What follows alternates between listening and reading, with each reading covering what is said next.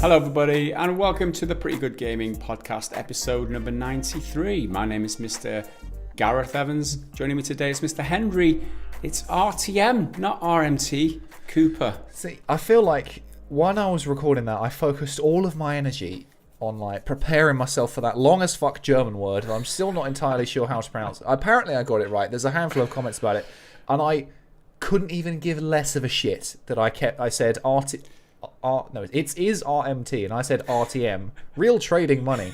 Every single time. I didn't get it right once. Every single excruciating time. Henry. I mean, I threw up a little asterisk every time because I'm not fucking recording the whole segment again. I'm not doing it. So I put in a little asterisk saying the correct way, but you should have got like a computer generated voice to say RMT and just like put it over every time you said it wrong. Even that was too much effort for me because I was too busy trying to pronounce. So I no idea what it was. I can't even remember it because it was so long. I'll try and Überstirchentauscht something German or other. But however, that I did use that as your middle name this week. The other option was Henry. I promise I haven't been Duolingoing German Cooper. Oh God, no! I'm your other option because a lot of people said that you were pretty good with that pronunciation and that your German's pretty damn good. I mean, so I think credit on that. Well, one of the good things about German as a language is it's reasonably close to English in terms of its like sound structure, and B, there's pretty much one way to say it. You read it, and that's it. Like there's no silent letters or anything. Well, certainly not in the same extent there is in English. There's no bullshit. You get what you're given with German, and it's straight to the point. It's not straightforward. It can be very complicated, but that's it. You either get it right or you get it wrong, and that's all there is to it. No interpretations. Anywho, enough of my German. Enough of your German. So, today's podcast, we've got a couple of topics to discuss. Newsy topics, let's say, as well as the regular faff that we discuss too. After that, we'll be taking some questions from the patrons over on the Discord. Then we haven't got a triggered fanboy this week, but we've got like a internet troll of the week. I've thought of a fancy name, so internet troll of the week will have to do. Simple. And then after that, other YouTube comments, and then bad dad joke of the week. But for first off, just a quick plug for those of you who do like this podcast, want to get listen to it a couple of days early, head over to patreon.com/Pretty Good Gaming. And if you sign up for as little as $1 a month, you can get access to our podcast by 2 days early over the general public. On Sunday, it gets released on YouTube and on all the podcast like different channels. But on Friday, if you're a patron supporter or if you're a supporter on YouTube, you'll get it early. So that's awesome. And you also get the satisfaction of knowing that you support the content too. So if you do like the podcast, head over to Patreon and support us and get rewarded for doing that. We've first couple of before we jump into these newsy type things, Henry. First up, what you been up to this week? Anything interesting? How's things with you, dude? No, fuck all. It's been a slow as shit week this week and last week. March has got off to a farting start. There's just been nothing going on. It's been a real damn slogfest in terms of like news stuff. Trying to find something worthwhile to talk about. Like, I ended up having to use Bethesda and Microsoft's deal twice, and it's more or less the same story, just with a little bit more information in one of them than the other. Yeah, it's hard. Can someone come out with a game or something, please? Like, announcements or a game or something cool, interesting, but it's not. It's kind of this kind of happens all the time though. There's new console generation. Start of the year is normally a bit iffy anyway, so we're just treading water, seeing what's what. Eventually, something will start happening, and I'll be happy. But I've done nothing else. I've not even really played anything this week. I played like a little bit of Smash Bros. I played with the new characters. Well, characters 2 in 1, and yes. I mean, that she was alright, she was kind of cool, but she's another sword person, and I've got more than enough sword people in that game, so didn't really do much for me, and it's not a game I have any love for, but yeah, I've done virtually nothing in terms of gaming this week. Virtually nothing. There's one thing I did want to discuss based on the the Daily Triple. We'll probably get onto it later with the YouTube comments, but there was one on Friday, right? And for those of you who are watching this podcast on Sunday, it's like over a week ago now. But for us, we record on Thursday, and then there's a Daily Triple on a Friday, so we didn't get a chance to discuss this in our last podcast. So it was the Avengers getting more grind story, and I just love the way that they spin this bullshit, and it's just the way that they justify their horrible evil actions, right? That was a story that it came up, and I was like, I cannot bring myself to talk about this again. I'm not doing it. So I put that in the bin because it meant nothing. Yeah. So the no, you did cover it. Oh, I covered it originally, but then they've sort of half walked it back, being like, "We know we miscommunicated." I'm like, "Shut the fuck up." Oh, man. did they? Yeah, yeah. Oh, I don't know that. I didn't hear that update, but just the original. It's the new pride and accomplishment type of spiel, right? Yeah. It's the way that they termed it. It was like, we've got problems with our XP curve, and it might mean that it's confusing and overwhelming to newer players. It's like, you're confused and you're overwhelmed with our game, so we're making it more grindy. It's that, us like, or absolute bullshit justification. It's like, they're trying to argue. Confused and overwhelmed. The only thing that's confusing and overwhelming is your bullshit PR spiel. Like, I think their argument, which it's ridiculous, is that we want you to feel like you've really earned this new skill point. So that you, when you finally unlock the ability to do, I don't know, plus 10 damage to this kind of attack, you'll feel like you've earned it, like you've worked for it. Even though the skill progression is like the only pretty decent bit of the game's various progression paths. Like, the gear is virtually meaningless and doesn't go anywhere. The character levels and shit don't really make that much sense at all. But getting new abilities is fun, and that helps turn it from just, you know, a super generic button mashy brawler to a slightly less generic button mashy brawler, and that's all you have. That's all you have, and now you're butchering that as well. What did they walk back? What did they say? Oh, it wasn't even like a proper walk back. Like, they're still making the changes. They just tried to clarify it. I think I can't really remember. It was basically them saying, "Oh, we're sorry, we didn't communicate correctly. That's our bad." Playing the apologetic side. So generic. Yeah. Wow. So that's what I mean. Like, I glanced over it and I was like, I'm not fucking talking about this. I don't need it in my brain right now. Yeah. Yeah. Getting slower. No, I can't see the update. Never mind. I'm sure it's out there somewhere. But yeah, I just wanted to touch on that because it's the kind of thing that really gets me. It's just humorous more than anything. It's just so expected. That's like, we're going to make a decision that's going to increase the amount of playtime that you players will have, therefore increase the amount of grind in the game, which means more monetization, more microtransactions for us. But we're going to frame it in a way that makes it seem like we're doing you a favor, as in, you're confused, you're overwhelmed with this game. And what we're actually doing is we're doing you a favor. It's like, who swallows that bullshit? Oh, here we go. I found it. So the developer posted it to Reddit 6 days ago, apparently. And I'll just read the opening paragraph because it says all you need to know. We wanted to offer more clarification and details on the recently announced XP change. We did not change the XP to increase grind for grind's sake. Our initial blog post was not comprehensive enough to convey what we were doing and why. ... So we caused confusion, ... We get it. So, what are we doing and what? And then there's a few paragraphs just reiterating the same shit. Wow.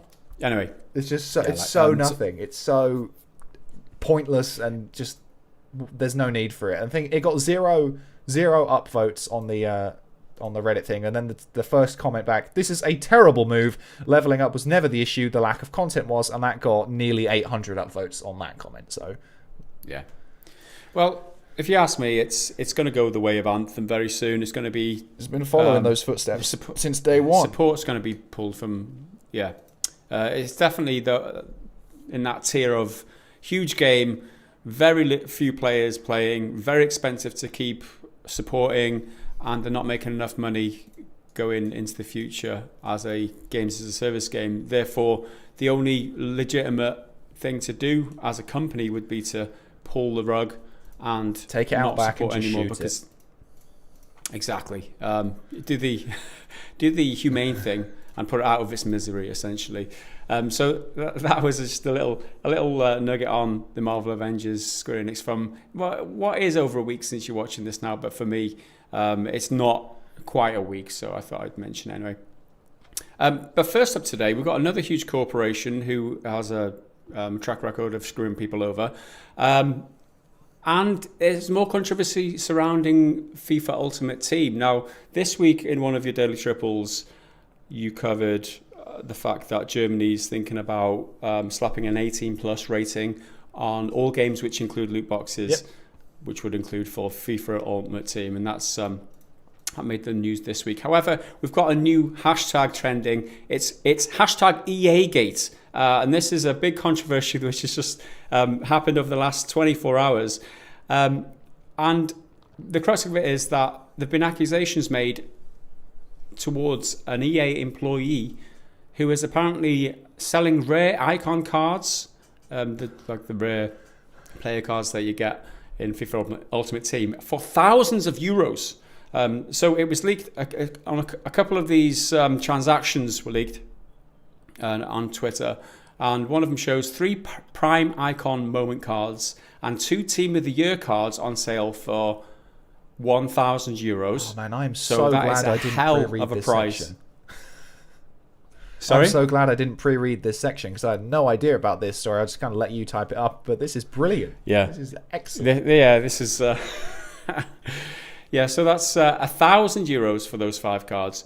And another sale or another offer, let's say, was 3 moment cards and 2 Team of the Year cards for 1,700 euros on offer. And it shows chronologically this offer being made, somebody actually buying it and getting them in their account. So supposedly there's confirmation that this actually went through.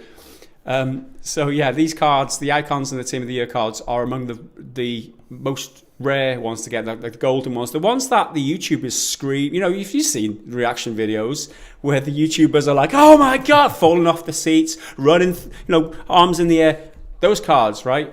And the only way you can get them is by opening card packs or surprise mechanics. EA like to coin them as. We call them loot boxes. Money-grabbing, dirty bastard loot boxes is what they are.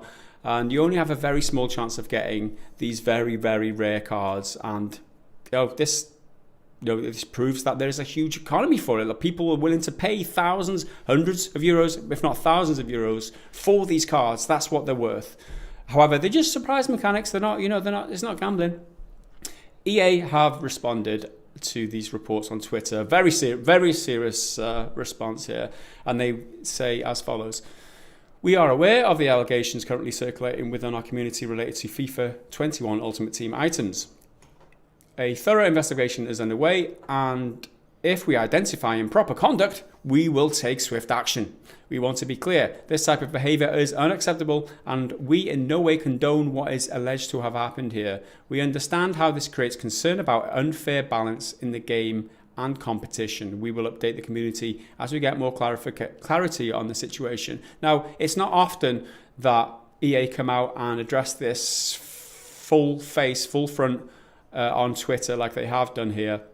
This tweet is under 24 hours old. So obviously these are serious allegations, and somebody on the inside, somebody who's selling on the inside of EA, an EA employee supposedly, his arse must be twitching right about now.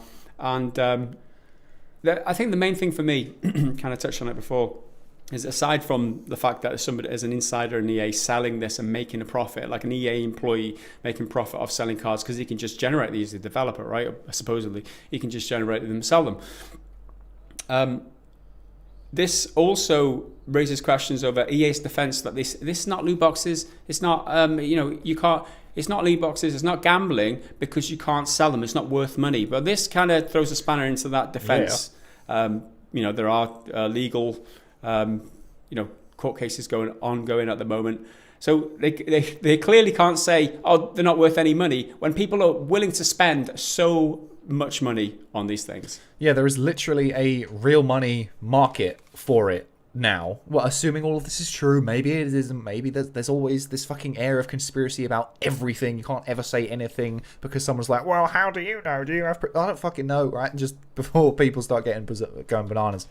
But yeah, there's evidently some real money stuff going on, which means that the whole cash out argument that they try and fall behind when it comes to these gambling questions is no longer valid, because people are cashing out, maybe not with a system that EA created, but people are doing it, meaning that these things, real or otherwise, do have some sort of monetary value in the real world. So that's how else is it not gambling? That was the only thing you could argue, and it's just been blown up. Like, what other case do you have to make that it isn't gambling now?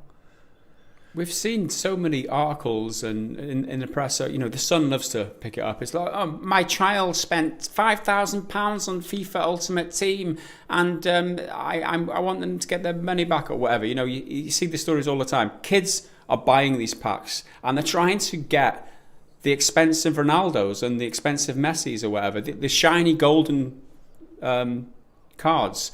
It's a gamble. It is. They spend money and they try to get the highest value prize. If it wasn't gambling, all the prizes would be worth the same. It wouldn't be. It wouldn't be. There wouldn't be a priority over the other. They'd all be worth exactly the same. But it is gambling because there are some things that are worth more and other things that are absolutely worthless. And whether the worth to yourself is monetary or just that excitement and surprise, whatever, it doesn't matter. It's still the same. It's still the same result you get. It's still the same physical response that you get, the same as gambling.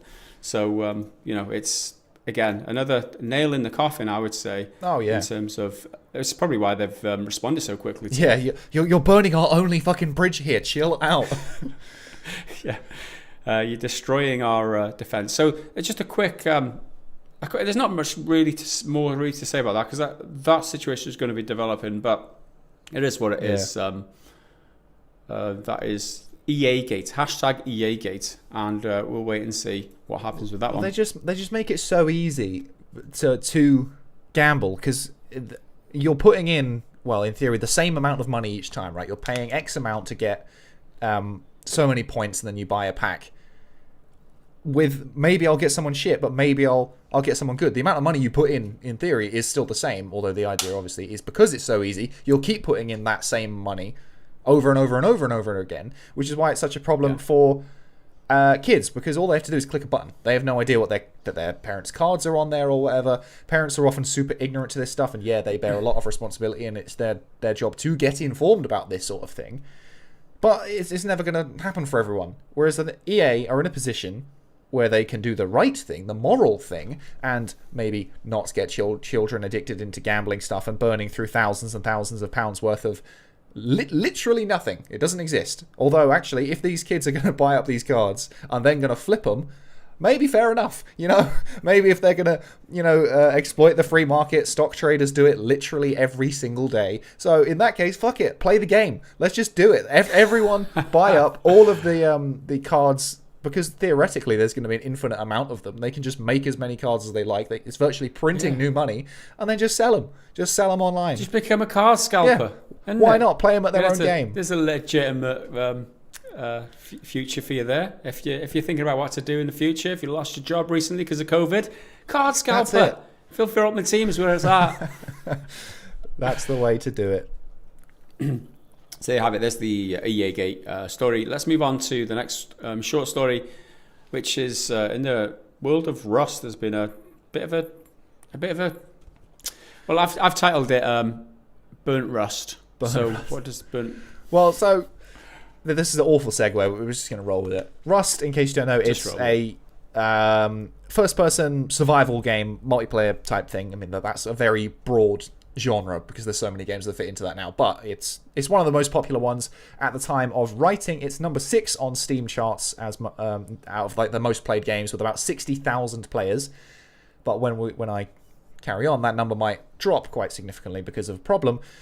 Basically, the developer, French studio Face Punch, which is an excellent name for a game studio, they've accidentally had a shitload of data lost. It's gone. It's evaporated. Poof. kaput, nada, because a huge fire broke out in the data center they use to run their servers, and 25 of the developers' Steam servers are now offline in the studio, what's it called, the data center in Strasbourg in Germany. So there's 25 servers are just gone, out of action, and most of the other ones are like turned off so that they can, not most of them, but a decent amount of the other ones like turned off so they can do maintenance, make sure they're fixed and up and running and stuff.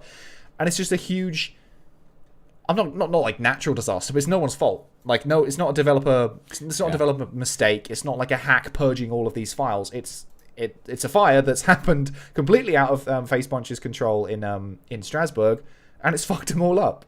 So they said on Twitter, where's my quote? There it is. 25 of our EU servers remain offline due to a fire at OVH data center in the early hours of this morning. OVH is the center in Strasbourg.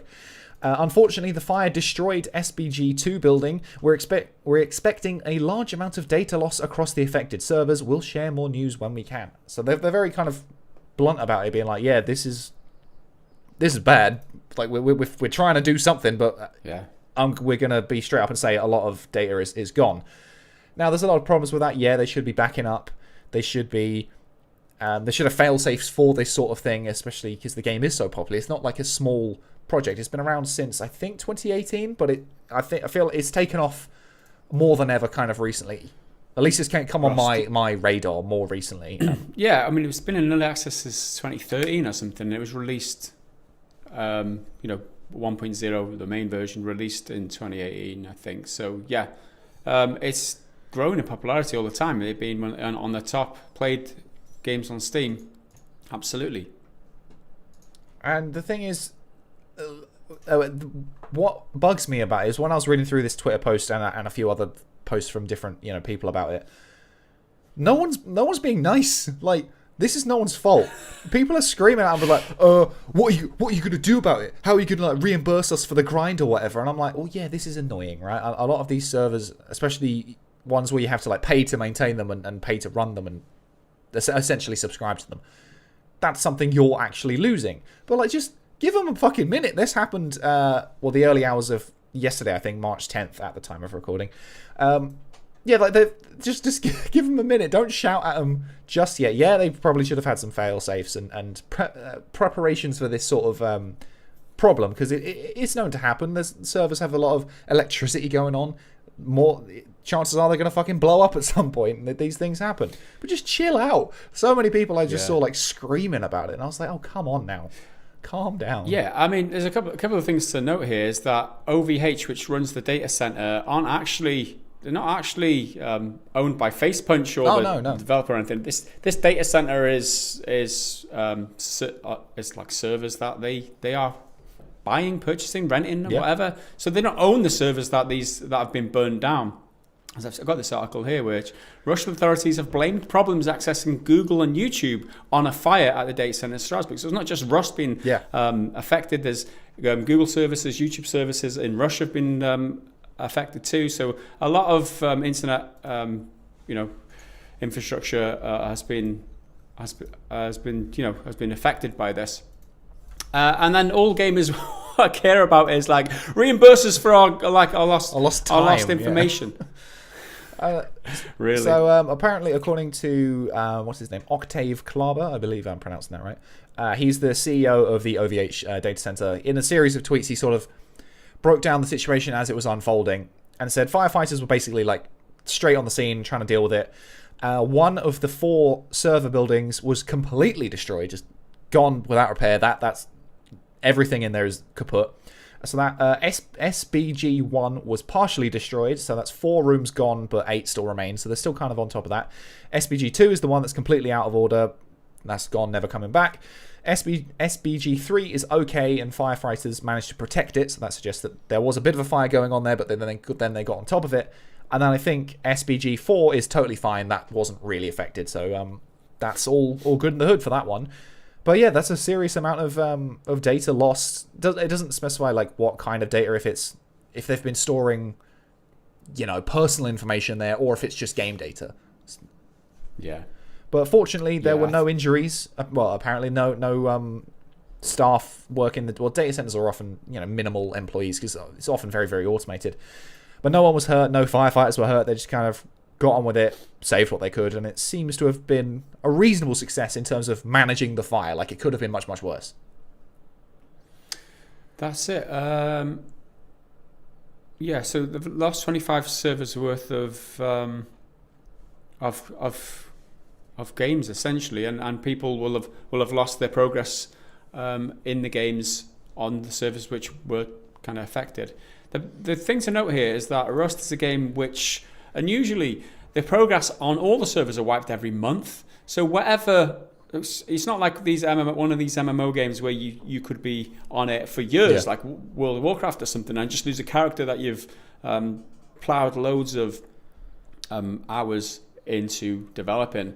No, that the maximum that you've lost is, I think it's on the 11th. Oh, I got my dates wrong, but I think it's something like a week or two worth of progress, maximum a month worth of progress on a character, because on a certain day of every month, the servers get wiped clean. It's a very interesting way to stop people overmaxing their character or max leveling their character. It's if everything gets wiped every month and everyone's got to start again, everyone's on the same playing field, it's actually good way to get new players involved, because it doesn't mean that when you join, other people are over leveled and you just get owned. It's same playing field for everybody at the start of every month. So it's an interesting way to do it, and that's probably limited their the amount of backlash, you could say, if you can call it backlash. It's just people being arsey, essentially. This is a natural disaster, you could say. Yeah. I don't know how the fire started, whether it was, that's kind of irrelevant, really. The fact is that there's been this accident or whatever, and then you've got to deal with it. The fact that people are blaming, it's just entitled gamers. Is it just entitled humanity? Let's not label it entitled gamers. Absolutely right. Yeah. People in general are just entitled. It's just how the world is these days. It's like, what? The fire that's going to cost you like thousands of pounds or however much to replace has affected my online character, which is going to be reset in the next couple of weeks. My God, what are you going to do about it? Well, this fella, in response to the tweet I read out from the Rust Twitter account, he straight up just ignores everything they fucking said. Doesn't give less of a shit. Just says, when's Rust coming to PlayStation? I've got an Xbox, so it doesn't really matter where I play. It's a redundant sentence anyway. When's it coming to PlayStation? I've already got it anyway. So why does it matter? What? I don't know. But to be fair, there are question marks over when the console version will come out, because it is expected to come to PS4 and Xbox, and presumably PS5 and Xbox Series X, although I don't know if that's actually confirmed. That's just an assumption.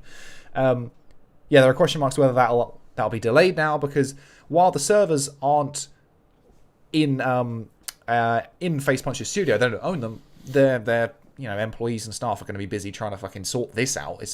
At the very, very least, it's an administrative nightmare that they've got to get on top of before they can, chat with Sony and Microsoft about distribution. I just love that these people just don't give a shit. They're just like, there's no empathy no. there, is there? There's no. And again, as you say, it's not specifically gamers. Like, it's everyone. Everyone's fucking like it all the time. Yeah. I think entitled gamers is a bit of a label that get attributed to the people, to the human beings who happen to be the entitled human beings who happen to be gamers. They get tagged as, gamers are entitled. No, they're just human beings who happen to be dipshits who think that the world owes them a slice of cake or whatever. I think it's just that there always be the people, no matter what industry you're in. They're always just arseholes. Let's not tar everyone in the same brush. We complain about social media all the time. So, social media is so toxic. And then I'm like, well, no, it's not toxic. Social media in itself is just a service. It's just a system. It's the people. People are the problem, and it's all sorts of people, not just any specific, niche of personalities. Everyone. Yeah. Just a couple of points then. The first point is people asking why haven't they backed everything up. It's going to be pretty expensive to do all that. They need. I don't know if they would need double the amount of servers or what. I'm not like that technically. Maybe Metal Shark could probably have an answer on the top of his head for that. Like how much more infrastructure do you need in order to duplicate all your information and back everything up on a daily basis or however often, especially since the game gets reset every month anyway. It probably seems like a bit of overkill. So that's the first point. And the other point is that it just undermines how fragile everything is in terms of being on the cloud. You believe that all your information is safe or your progress is safe in a certain game. But if people aren't backing it up and the real life place where your information is stored gets burnt or flooded or exploded or whatever, it's just gone. There's just no, imagine all your Google Drive photos, all those ones that they're probably backed up because it's Google and they're probably backed up like 5 different places around the globe. But, a huge break in infrastructure for whatever reason could mean that you lose a load of things that you think is absolutely safe online, and it's just not.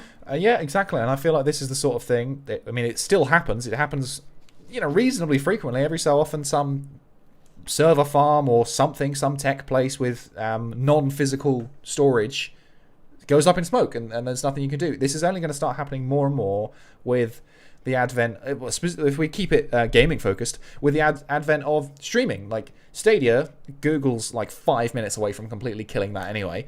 But what if Stadia succeeded? What if it did really, really well?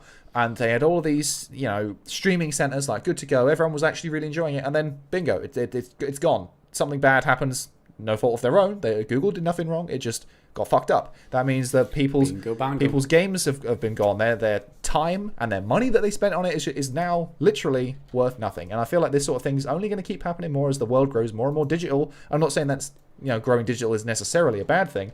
It's just you've got to be prepared for it. You've got to be ready for these sort of problems. Well, it's going to happen sooner or later. A solar flare could knock out like all the transponders on Earth or something, right? Is that correct? Am I like if we get like a certain amount of radiation? Movies, I know what's up. It is something that happened, and also like if that didn't scare you enough, like if the how fragile everything in terms of technology is right now, the sun could just like wipe it all out with a solar flare.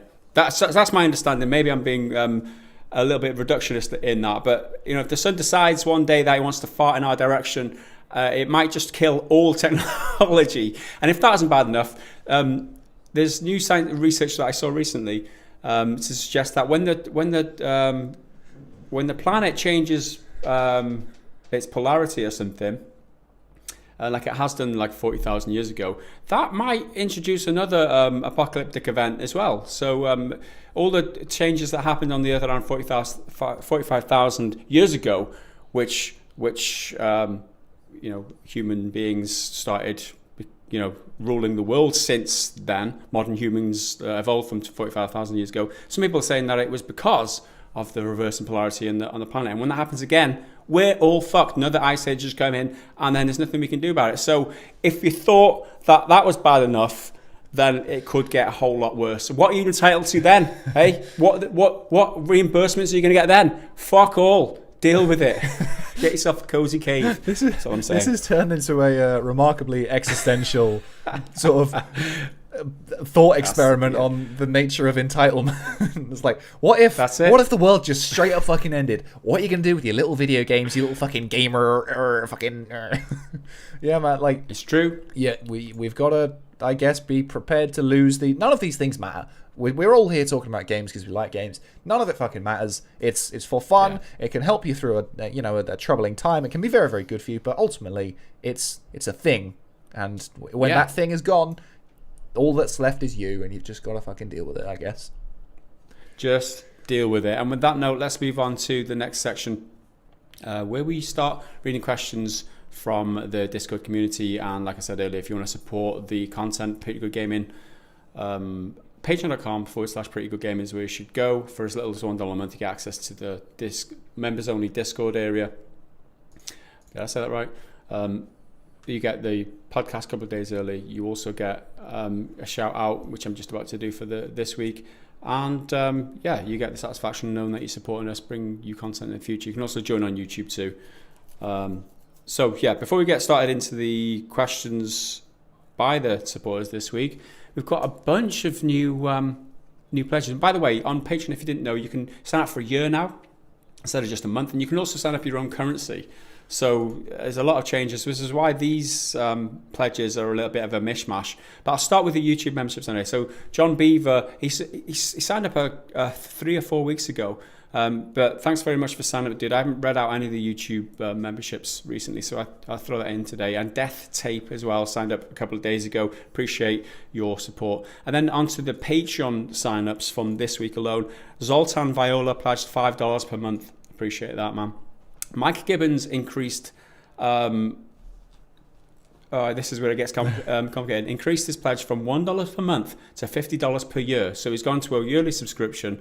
So I can't, you do get like a discount. So I think it's like the $5 per month, but over a year. So you get a bit of a discount too, if that's confusing enough for you. So thanks very much, Mike Gibbons, for the year pledge. $1 a month increased to $5 a month by Earthworm Ben. Thank you very much, dude. We appreciate that. We've got a new pledger out of the blue, a year subscription, 75 Australian bucks by Cathal, which I believe is the $5 tier, $5 American buck tier. So thank you very much for your yearly pledge there. And we've had another increase from $12.76 or Canadian dollar 76 to 115.28 Canadian per year by Raziel Shadows. So again, thank you very much. That is really appreciated, and my eternal gratitude for everyone who does support the content, because without you guys, it just feels like there's a lot of people supported this week, and it really means a lot, because we honestly couldn't do this without your guys' support. And from the bottom of our hearts, thank you very much. Really appreciate it. So with that said, let's move into the member questions for this week. And Henry, do you want to fire off the first one? Why not? It's a reasonable length this time, not super fucking long. So this is from Cloney99. Tacked on to Durlock's question. So I think this was actually in last week's, but we missed it. Do you remember Aliens vs Predator 2? I threw a LAN party for my 18th birthday, and we used to play that with like 10 people. This game taught me about Xeno's biology. It also taught me what a horror shooter plays like. Damn, that game was awesome. Any other game franchises or movie license games you fondly remember that desperately need an HD treatment and maybe a slight gameplay overhaul? Did you play Alien v Predator 2? I didn't play this one because there's a couple of versions that are popular in different ways. But the one I played, I think, is from 2010 or 2011. You had 3 campaigns. They were kind of short, but the multiplayer was pretty fun because you could be a human, like a regular grunty marine, a xenomorph alien, or a predator, and that's what my facehugger comes from. I don't know if you'll be able to see it in the crop on the actual screen, but that's where my facehugger comes from. In terms of what sort of movie license game that I think deserves the HD treatment, my go-to was going to be Terminator, but then I remember they did a Terminator game kind of recently with a very small scale sort of mid-tier developer. I can't really remember who did it. I think it's called Terminator Resistance. Let's have a look. Terminator Resistance. Yeah. And I don't think it did like particularly well or particularly badly. Like, it was reasonably well received for the kind of game it is. It's a fairly generic first-person shooter, but with a Terminator skin set in the apocalypse, set in the future with the machines walking around over it. It's from 2019. Developed by Teon and published by Reef Entertainment for PS4, Xbox One, and Windows. So Terminator probably wouldn't be my answer. And then again, I was like, oh, what about Predator? But then you've got Predator Hunting Grounds, and again, it's a multiplayer thing. It's not really my vibe. So then my next answer, that hasn't had a game recently, as far as I'm aware, is RoboCop. Keeping it in the 80s sort of hyper-violent sci-fi sort of niche. Yeah. Give me a badass RoboCop game where I can just be this walking tank, just taking heat and just blasting people with his fat pistol that's huge. Yeah. I mean, I had RoboCop on my Game Boy, Nintendo Game Boy. That old thing. I used to love that game. So yeah, I'm down for that. A new RoboCop game. I mean, my obvious answer would be a new GoldenEye, James Bond. That was the game that I remember from my youth playing a lot, and it was a movie tie-in. So a new GoldenEye, James Bond GoldenEye game. That would be pretty damn sweet, I think. Absolutely. So yeah, thanks for unless you've got any more answers, Henry. No, I'm pretty good to roll on. Thanks for the question there, Cloney. Let's move on to Raspberry's question. What Left 4 Dead reskin would you like to see, Henry? So I think this is following on from the discussion of the Aliens game, which I just think looks cool, and it's a PvE survival experience very much similar to Left 4 Dead. I think this one was specifically pointed at you because there was, beyond this question, there was not like a reply to, I think, the previous one, which said I would obviously pick Aliens, and then he's pointed at you. What kind of Left 4 Dead-esque PvE survival against wave after wave of pretty spongy enemies, but you can just keep hitting them? I mean, I don't know, to be honest. I didn't really play Left 4 Dead that at all, really. But I do like this zombie genre anyway. So, and the only thing I can think of is something like Days Gone or something like that. But it's just essentially Left 4 Dead, isn't it? I don't know. I think the Aliens one is going to be pretty damn awesome. I'm down for that for sure, but I can't think of one off the top of my head. I mean, the Aliens one just scratches that itch for me perfectly. It's Gears of War with a bunch of xenomorphs. And that's all I need in my life. And even if it's shit, like we said last time, I just want to be positive about it. People are like, oh, it's going to be a live service. Yeah, probably. Maybe. I don't know. I just want to kill aliens. I saw a thing on IGN recently where they broke down some of the new alien types, and I was like, yes, this looks cool. They're all the generic ones from every genre ever, where it's like, oh, there's one who's a little bit tanky and he's going to run at you, or there's one that's going to explode into like poison gunk, like beyond the xenomorph regular acid blood. Like, there's going to be even bigger, or there's going to be one over there who shoots shit at you. I don't care. It's what I need. It's going to be super generic, but with an alien skin, and it's what I need in my life. So this is yet another podcast of me just gushing about aliens in a game that isn't even out yet. Yeah. Why not though? Sounds good to me. Right, I'll quickly move on to the next question, which I believe is from Lochgar. Here's a scenario for you. Due to unspecified circumstances in the near future, there is a significant deterioration in technology which affects your ability to listen to music casually. As a result, most people utilize machines that play cassette tapes for listening to their personal library of music. You have access to one cassette with roughly 60 minutes of space and the ability to fill it with whatever songs you wish. What song, brackets S, songs, do you choose? 60 minutes of songs. Your average song length is probably, 3 minutes? I'd say. Yeah, I mean, yeah. Yeah, if your radio edition is like 3.5 minutes max, and then after that, like, if decent songs, 5 minutes, and then upwards, maybe sometimes depending on the song. So yeah, let's make fucking hell. The maximum of 12 songs. I'd say maybe 12 to 15 songs. Yeah, it's not a big album, is it? I don't know. Like, I basically exclusively listen to my Spotify, my whole library on shuffle at all times, because I like having a mix of completely different genres. I'm walking down the street and I'll have like some super heavy metal song, and then out of nowhere we'll bring in a little Beethoven just to mellow out a little bit, and then we'll switch over and it'll be some stupid video game soundtrack, and then we'll hop over to some like cheesy pop from the early noughties. I mean, one of my favorite songs of all time, which is one of my go-tos, and it always makes me feel better, is "Take on Me" by a-ha. So that's like right there. That's a finisher. I don't want to open with that. That's like an album closer. Go out on a high. Yeah. This is such a big question. Yeah, it's difficult. It's really difficult to be on the spot, because I do like a lot of different artists, and I couldn't just choose one artist, I don't think, because it would just be, if you only listen to one artist for the rest of your listening days, then you're gonna be hating it by the end. So it's got to be a compilation. I remember doing this when I was a kid. Having a double tape deck and recording the Sunday Sunday charts on the radio. Used to come on, used to record the songs that just press record on your tape and you get the song. It was literally piracy. You know what I mean? Yeah. But we were kids and we wanted to listen to the music over and over again, not just when kids don't have mixtapes anymore. Like, I remember burning CDs with like a handful of Linkin Park and Green Day songs back in the day on our dog shit computer that took an hour to do it. Yeah. So I couldn't give you an exhaustive list of all the songs that I choose. But it'd be a lot of acoustic guitar type music.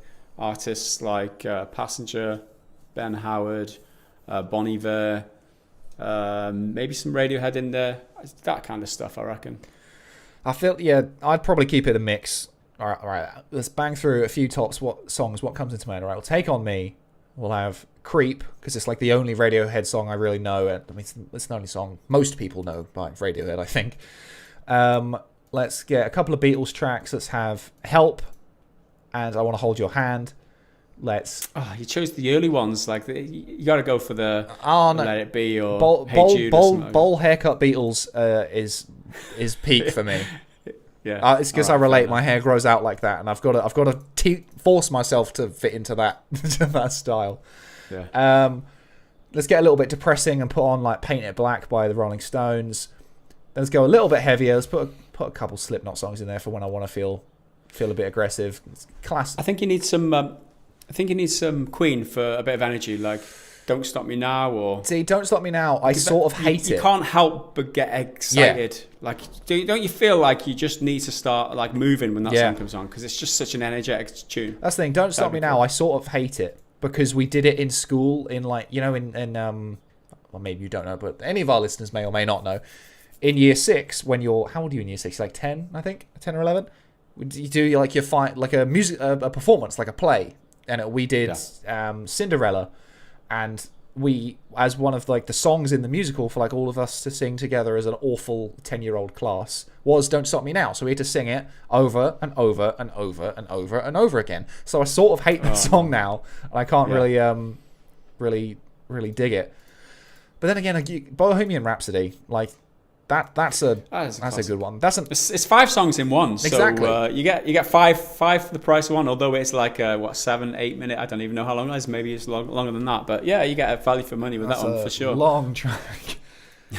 I'd probably put like some of the Doom music on, like Rip and Tear and The Only Thing They Fear Is You, just because they slap. Like if you're walking somewhere and you're in a rush, put that on and you'll get there sharpish. Are we done? If I keep going, this segment won't ever end. Yeah, let's for the sake of letting this podcast end sometime today, we'll just end that one there. But thanks for the question, Lochka. Let's move on to Marcus Hicks' question. Okay, my question for this week. In an era where many developers are pushing the envelope for ever better graphics, it's been interesting to see a rise in the number of interactive novel/visual novel styles of games, in the mold of the old fighting fantasy / choose your own adventure books. Have you guys ever tried anything from this subgenre? And if yes, what did you think of them? Yeah, I don't really have much experience with visual novel games, but I remember enjoying the choose your own adventure like storybooks when I was a kid, but it's just not anything in terms of gaming I've really dipped my toes into, to be honest. No, I think this is the same here. Interactive novel. I think the closest thing that I've played is what the hell is it? Don't know. Sorry, I'm doing a quick search here. I've forgotten the name of the game. Life is Strange. It's kind of a visual novel. Is it really? I don't know.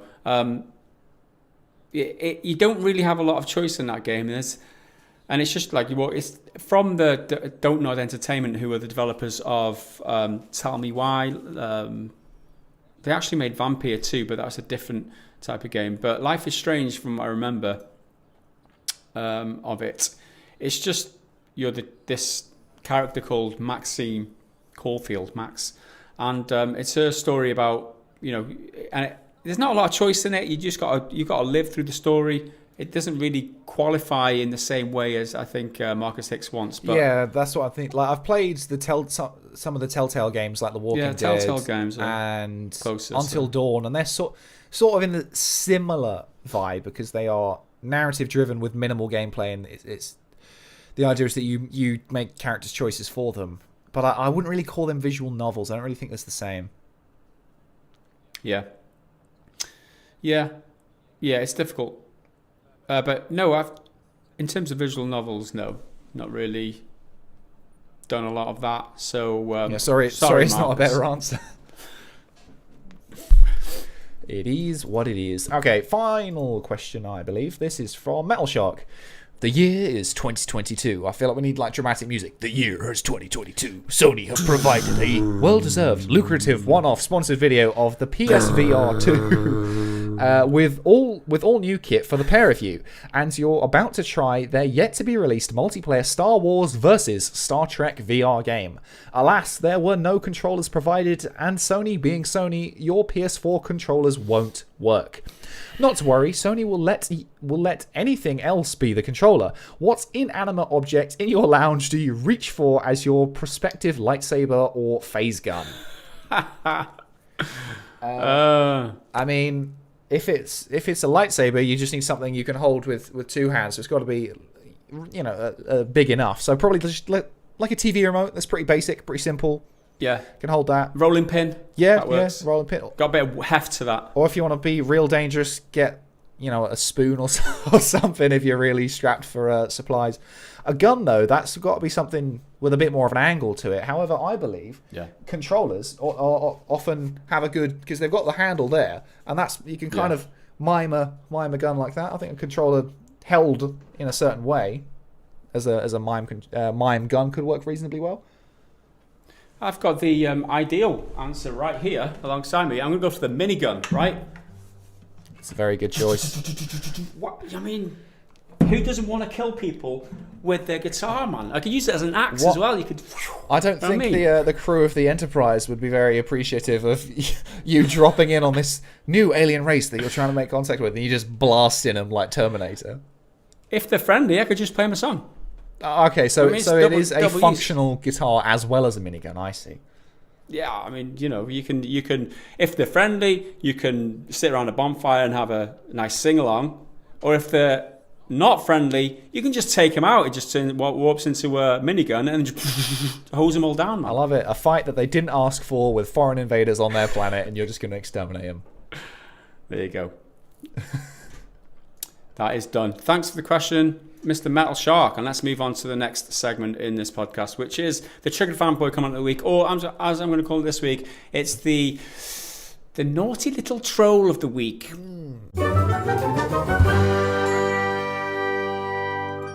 All right, so to understand this, it's not triggered. It's just naughty. It's just a naughty little troll. You need a little bit of context, a bit of backstory in this. So this comment is on the video where Avengers gets more grindy. We talked about it earlier. And this comment comes from Mirko. Son of a bitch, I picked this one out already. So this is what you need to know, right? He comments, "Hey, Avengers game dev here. You're getting this all wrong. We are doing this to increase the value a player feels when achieving a new level. We all like fun, no? We understand that everybody appreciates gaining higher levels, so we offer XP boosters in our store." I mean, he's got you there. You just want those boosters. Nailed it, essentially. You could see that being true. I mean, I read halfway through that and thought, maybe this is actually one of the game devs. And then, obviously, at the end, when he mentions the XP boosts, it kind of tips you off that this guy's been a bit of a troll. I think the two comments fall for it. They bite. So you've got a Black Papa Link. Admit it. You've accepted that people aren't going to give it the time of day, so you're just squeezing the last 10 or so whales you've got for their savings. You're not fooling anyone. It's like, well, that means he's definitely... You were not believing Mirko. Mirko, if you're out there, I don't believe you. You're no dev. You're hoodwinking people. And then there's...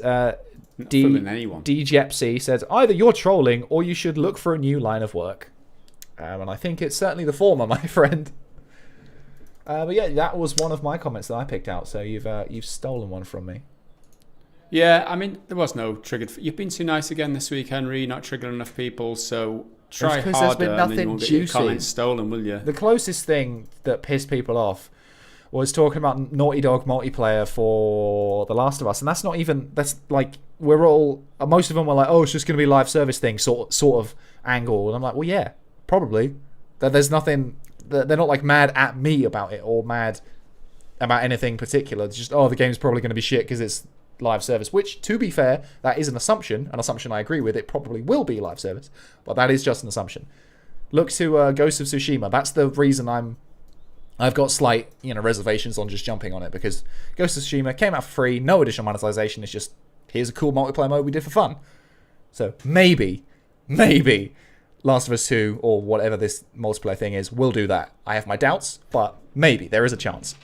Anywho, let's go for this hard comment. Let's get this out of the way quick so that I can move on with my life. Right. As we touched on earlier, I got a few people saying that I did good pronouncing a certain German word, which means, in English, entertainment software self-control. And there's a few comments of the different things, so I'll just pick this one from Bjorn Nielsen, who says, I'm from Germany. Okay, you pronounced insert word here very good. And it took me, so in the video, I gave you a couple of attempts, and then I got it. At least from what I thought, I got it. I was quite confident in my pronunciation. And then I carried on. Then I put a bunch of other failed attempts at the end because I thought it'd be a fun little Easter egg. Trust me, there was double that. There was loads. The end screen is about 20 seconds. And there was about 50 seconds worth of just lagging out. Okay, so I have said it once correctly, so this shouldn't take as long. Fuck, I've got it wrong. Unterhaltungssoftware Selbstkontrolle. Unterhaltungssoftware Selbstkontrolle. I think that's correct. That's more or less what I said last time, and that's what I think is the case. Yeah, it's true. Did you see Metal Shark's remix? Oh my god, that was so funny. That was hilarious. Doing God's work there, Metal Shark, with sticking it to a backing track and turning it into one of these songs. Get me into some dirty, European techno club in Berlin, and we'll see what happens. Yeah, that was class. It's worth the subscription money alone. Was that mean for sure? So with that in mind, I had a couple of comments on that, but the next one I want to read it, obviously, is Ravage 3D Work, which is the way that I pronounce it. Yeah, I've seen this one. He says, but wait, ain't paying for your Patreon just like loot boxes? We pay an extra cost and never know what we're going to get. Ha ha ha ha ha ha. Jokes, well done on trying the USK name. That is completely false, because I always know exactly what you're going to get from us on this channel. It's a bunch of dorky Brits talking shit and ranting about the games industry, and that is maybe an existential crisis or two. Yeah, exactly. Throw it. It's always an eclectic mix, but you never, you do know what you're going to get. So you're absolutely wrong there, Ravage 3D Work. So take it back and definitely sign up, because it's for the good of humanity. Okay, I've got one here which I just thought it was fun. I think it's on last week's podcast where I think there was a question about Anthem being dead and EA are just going to rip out the guts of it, repurpose its mechanics in another game, or just put a different name on the Anthem box and just ship out the exact same thing over again. So this one's from Raven Knight, who is a regular commenter. But the first part of this comment I just thought it's spot on. That sounds actually awesome. Anthem will be FIFA 2022 as a jetpack street soccer arena. That sounds fucking awesome. I don't care about soccer. Get the fuck out of it. I don't care about football. The one that people play with their feet, not with their hands. I'd play the shit out of that. I don't care about football at all. But if I got a jetpack and it felt as good as flying in Anthem, that'd be so sweet. That'd be cool. Or Quidditch with the Anthem. It basically is. Like that just sounds great. I mean, it's Rocket League, but with your feet instead of a little Matchbox car. But that sounds cool. I'm totally up for that. You say it as if it's a joke, but I would dig that. You joke, but the reality is it sounds cool. So my next couple are from the same person on the same kind of topic, and this is Tony Shulman. who comments often, aka Tons from the Discord. He says he got a couple of middle names for each of us here. And for you, he's got Henry. Look at me nailing foreign languages, Cooper. And then for me, he's got Gareth. Consumers getting shafted, rant incoming, Evans. I mean, what a classic double act, eh? There you go. There you go. Thanks, Tons, for the comments there. There was one. I think I've just lost it. It was really fun. There, here we go. From Day Off, and again, it was I was on last week's podcast, and this is really fucking hard to read. Henry, I don't backwards set my titles video, Cooper. I don't even know what I just wrote. And I'm going to force you to go back to last week's podcast to figure out what the hell I'm talking about. Yeah. There was a bunch of them. Knight 616, RTM please, not RMT please, not RTM. Bob Bulat says, text says RMT. Oh no, that was a different one. But a lot of people commenting. We had a discussion last week about always putting a mistake in the video so that people can get engagement. I'm not sure. There's at least 4 comments on that video about you saying RTM instead of RMT. And I thought when I was watching it, because it was so overtly wrong and it was done so often, I was like, he's definitely done this on purpose, because we spoke about it last week. Yeah, it was on purpose. Oh my God, you fell for it. Ha ha ha ha ha ha. But then I checked the other 2 videos and didn't spot anything overt, so it was like, well, maybe he did just fuck it up. And if you'd have gone with what I said, you could just claim that I did it on purpose. Well, the best version of that comment is this one, because he sort of semi-shoots himself in the foot. It's from Bob Bulat. Text says RMT. He said that it stands for real money transaction, even though that's not what I said. It's real money trading, so you clearly weren't listening that much. Yet he keeps saying RTM. Don't you guys proofread or rewatch your shoots while editing? What kind of rubbish journalism is this? IGN? What I think is funny is it's a solid fuck up. Like, it's a decent, consistent little fucking ball drop. I'm not even sorry, because I think it's hilarious. But the fact is, don't you guys proofread or rewatch your shoots while editing it?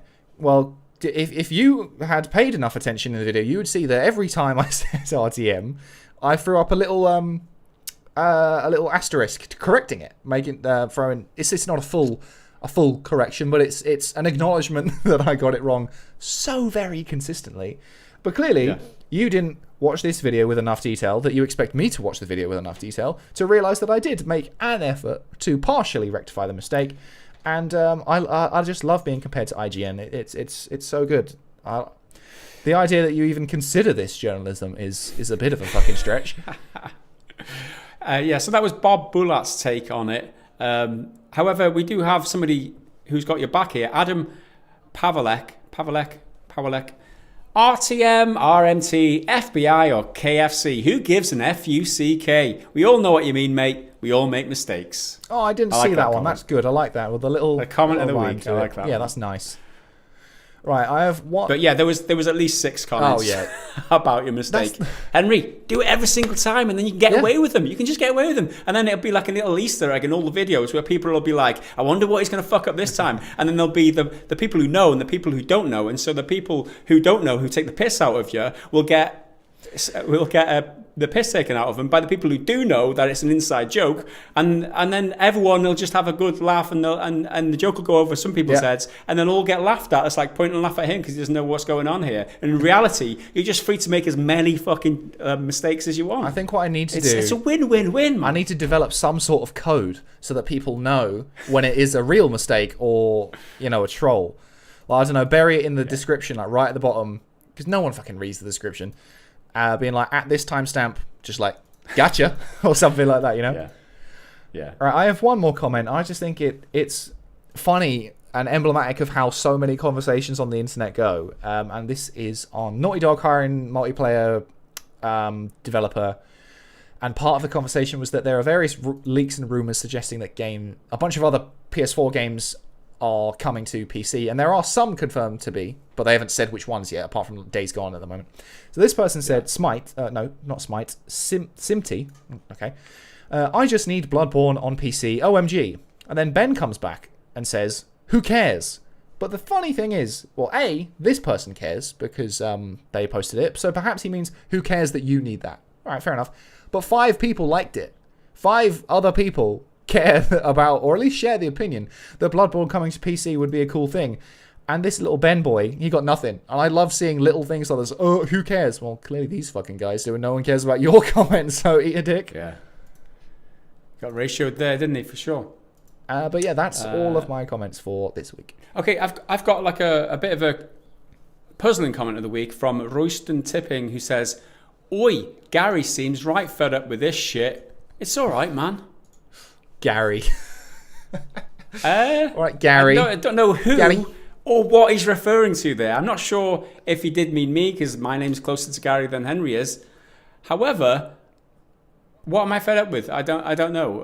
But the fact that he's offering me consolation, it's all right, man. I like it. I just like. Doesn't matter what it is. You're okay, Gary. Don't worry about it. Don't worry about who you are, what you're fed up with. It's all right, man. It's all right. So thanks everybody for your comments this week. Let's move on to the final segment of this week, which is the bad dad joke of the week.